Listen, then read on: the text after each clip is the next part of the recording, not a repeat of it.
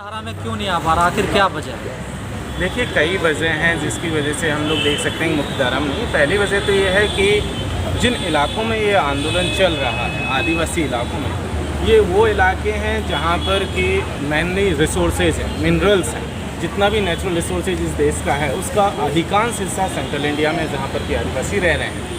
और इस देश का जो मुख्य धारा को जो लोग कंट्रोल करते हैं, चाहे वो मुख्य धारा की राजनीति हो, चाहे मुख्य धारा का मीडिया हो, वो सब उन्हीं पूंजीपतियों के कंट्रोल में है। लिहाजा हम लोग देखते हैं कि उनकी आवाज़ें यहाँ तक कभी पहुँच ही नहीं पाती। दूसरी, जिस तरीके से उन इलाकों में आर्मी को जिस तरीके से डिप्लॉय किया गया है या सुरक्षा बल जिस तरीके से वहाँ पर है, और बाकी तमाम लोगों की एंट्रियों को जिस तरीके से बैन किया गया, उसकी वजह से वहाँ पर जाना भी किसी भी दूसरे व्यक्ति के लिए, बाहरी व्यक्ति के लिए आसान है नहीं। इसलिए हम देखते हैं कि बाहर कभी खबर नहीं आती। और इसी का नतीजा ये हुआ कि सिलगेर का आंदोलन, जिसको 1 साल से ज़्यादा वक्त हो चुका है, लगभग 13 से 14 महीने हो चुके हैं, वो खबर आंदोलन आज की तारीख में लगातार जारी है, लेकिन यहाँ तक जो है नहीं पहुँच पाता। हम देख रहे हैं कि आज जो प्रेस कॉन्फ्रेंस हुई उसमें सिलगेर पर जो रिपोर्ट आई, और रिपोर्ट को आप जब देखेंगे तो पता चलेगा कि किस तरीके का भयानक जो है हमला स्टेट का वहाँ पर चल रहा है आदिवासियों के ऊपर। लेकिन यहाँ उनकी बात को रखने वाले या उनकी बात को सुनने के लिए लोग नहीं हैं। ये एक चीज़ है, और ये उसी वजह से है क्योंकि यहाँ दूसरे लोगों का कंट्रोल है, पूरा का पूरा स्टेट मशीनरी पर। और इसका ये सुप्रीम कोर्ट की साख को बरकरार रखना किसी भी सिविल सोसाइटी के मेंबर के लिए सबसे ज़रूरी है। सुप्रीम कोर्ट हो, हाई कोर्ट हो या लोअर कोर्ट हो, हमारे देश में इंडिपेंडेंट जुडिशरी का एग्जाम्पल्स हमने देखे हैं। जब प्रधानमंत्री के ऊपर भी जो है एक्शंस हुए, इलाहाबाद हाई कोर्ट का जजमेंट हम लोगों ने देखा, इंदिरा गांधी के खिलाफ उन्होंने एक्शंस लिए थे और इलेक्शन जो है उन्होंने इनवैलिड करार दे दिया। तो हमने वो भी जुडिशरी का वो दौर भी देखा। हमने और भी तमाम तरीके के जुडिशरी के दौर देखे जहाँ पर कि सरकारों के खिलाफ भी जुडिशरी ने एक्शन लिए, जहाँ न्याय के पक्ष में जुडिशरी खड़ी हुई है। तो ऐसे में सिविल सोसाइटी की जिम्मेदारी ये है कि वो न्याय के पक्ष में खड़े हों, जो पीड़ित तबका है उसके साथ में खड़े, और यही सिविल सोसाइटी करे। लेकिन जो आदिवासी जो प्रेसिडेंट के जो उम्मीदवार चुनी जा रही हैं, द्रौपदी मुर्मू जी, उनके लिए तो पूरा देश में सपोर्ट किया जा रहा है, वो भी एक आदिवासी महिला है। क्या आदिवासियों को न्याय मिलेगा अगले समय में? देखिए, दो अलग अलग चीज़ें हैं। न्याय और सुप्रीम और जो है राष्ट्रपति पद के लिए उम्मीदवार, दोनों डिफरेंट चीज़ें हैं। राष्ट्रपति पद के लिए जो उम्मीदवार द्रौपदी मुर्मू जी को बनाया गया, उसको देखिए कि वो बीजेपी की अपनी एक पॉलिटिक्स का एक्सटेंशन है। बीजेपी अपनी पॉलिटिक्स को आदिवासियों के बीच में इस्टेब्लिश करने के लिए कर रही है, और इसीलिए उन्होंने पहले हमने देखा कि कोविंद साहब को बनाया गया, उससे पहले हम लोगों ने और भी तमाम लोगों को देखा, कलाम साहब को देखा था। तो वो उनकी पॉलिटिक्स का एक्सटेंशन है, उससे न्याय का कोई लेना देना नहीं है, उससे ऐसा नहीं है। हाँ, हम ये उम्मीद की जा सकती है, एज ए आदिवासी उम्मीदवारों से उम्मीद की जाती है। देखिए, जिस तरीके के जजमेंट्स अभी आ रहे हैं उसमें तो इसी तरीके से आपको बताने की कोशिश चल रही है कि आप न्यायपालिका को अप्रोच ही क्यों कर रहे हैं, यहाँ पर आ ही क्यों रहे हैं, आप मत आइए। क्योंकि अगर इसी तरीके से याचिकाकर्ताओं के ऊपर जुर्माना लगेंगे तो जाहिर सी बात है धीरे धीरे होगा, लोग कोर्ट की तरफ अप्रोच नहीं करेंगे। जो किसी डरा जा रहा है उनको, वो डराने की कोशिश है। अगर लोग जिनको न्याय की उम्मीद न्यायपालिका से थी, और अगर वो न्याय के लिए सुप्रीम कोर्ट का ही दरवाजा नहीं खटखटाएंगे तो कहाँ जाएंगे?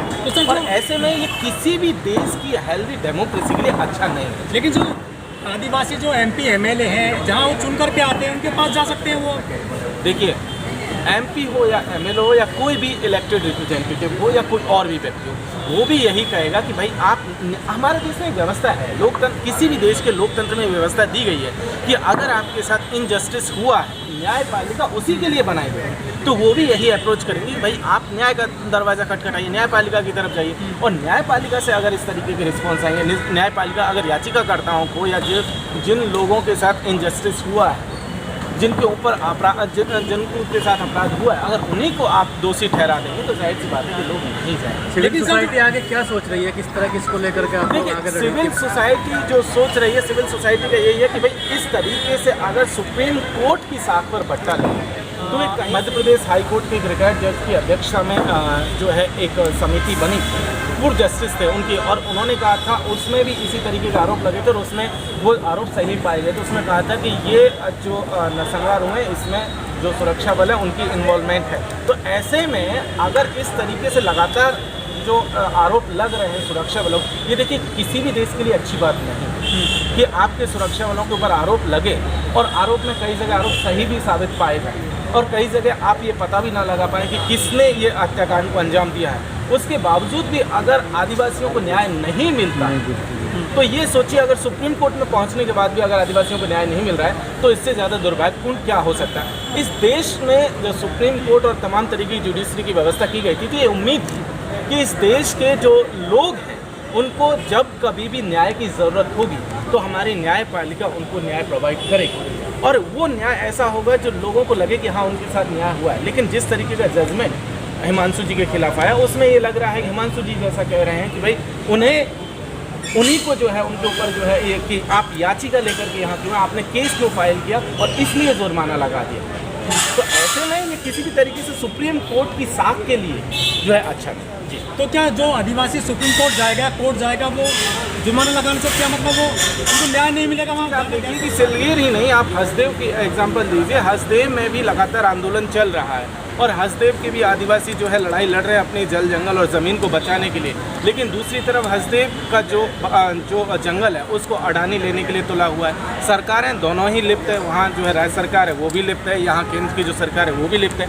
ऐसे में उनकी आवाज़ को यहाँ तक पहुँचना आसान नहीं है, लेकिन फिर भी लगातार आंदोलन चल रहा है बिना किसी जो है सुनवाई के, बिना किसी, अगर हम लोग देखें तो देख सकते हैं कि मीडिया के किसी कांटेक्ट में आए हुए भी वो लोग अपनी लड़ाई लड़ रहे हैं। जी, देखिए सर, जो उन पर जुर्माना किया गया है हिमांशु साहब पर, वो किस तरह से देखते हैं सुप्रीम कोर्ट के द्वारा? देखिए, अगर हम हिमांशु जी का जुर्माने को देखो तो सबसे पहले उस केस को देखिए। जो उस केस में ये हुआ कि 16 आदिवासियों को जो है मार दिया गया।